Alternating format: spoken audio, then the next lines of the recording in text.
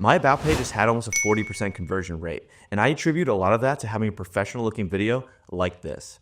In this video, I'm going to show you the 3 main things that you need to make professional looking videos for your Skool community. My name is Donovan, and I've been a videographer for over a decade. I've probably made over 1,000 videos, and since the age of 16, I've been running wiring, setting up lighting, and doing audio for commercial sets. I've also worked for some of the top broadcasting networks in sports, and now I've decided to put all my efforts into Skool. So now let's get started with the first thing on the list, lighting. There are a few different components when it comes to lighting your Skool community videos. I'm going to throw up on the screen what that looks like right now. The first component I want to go over is the key light. Your key light is going to be the main source of light on video. Now, a huge mistake I see Skool community owners making all the time is that they put their light right in front of them, which doesn't allow for any shadows. To make a professional and dynamic looking image, you want to have your key light off to an angle a little bit, typically at a 45-degree angle.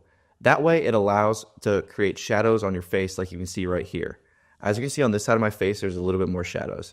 That just creates more of an intriguing image that's just a bit more professional looking and just dynamic all around. The second component when it comes to lighting your Skool community setup is going to be your backlight. Your backlight is so important, but I see people forgetting it all the time. Your backlight is in charge of creating a lot of depth in your image.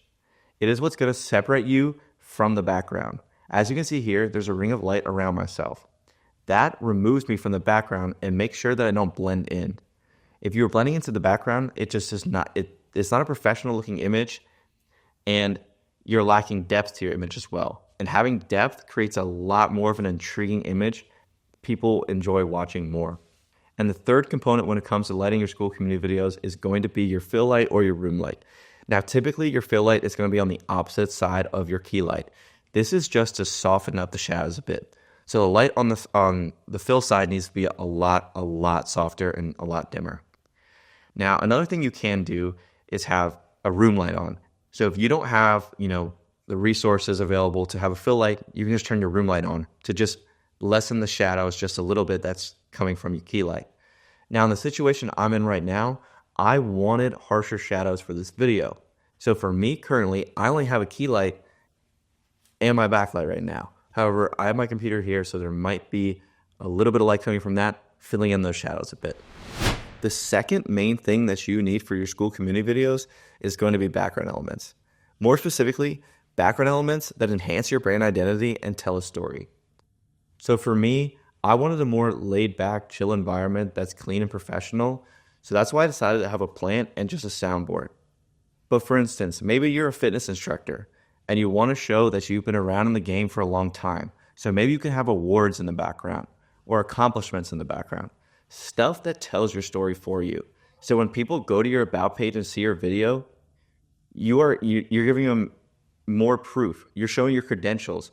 Your background is telling a story about you without you even having to talk about it. And that is something really important where I see a lot of people looking past. The third main thing that you need for your Skool community videos, and honestly one of the most important things, is good, crisp audio. People tend to be a lot more forgiving of bad visuals than bad audio. And that is because having bad audio can be super distracting. So instead of your videos sounding like this, it could sound like this, which as you can tell is a lot different from before, and it's also a lot more distracting. And with it being distracting, it can take away from the actual content of what you're saying and creates a worse experience for your audience. So you don't want your audio to be bad. So making sure that you have a good audio system for your Skool community videos is going to be a necessity.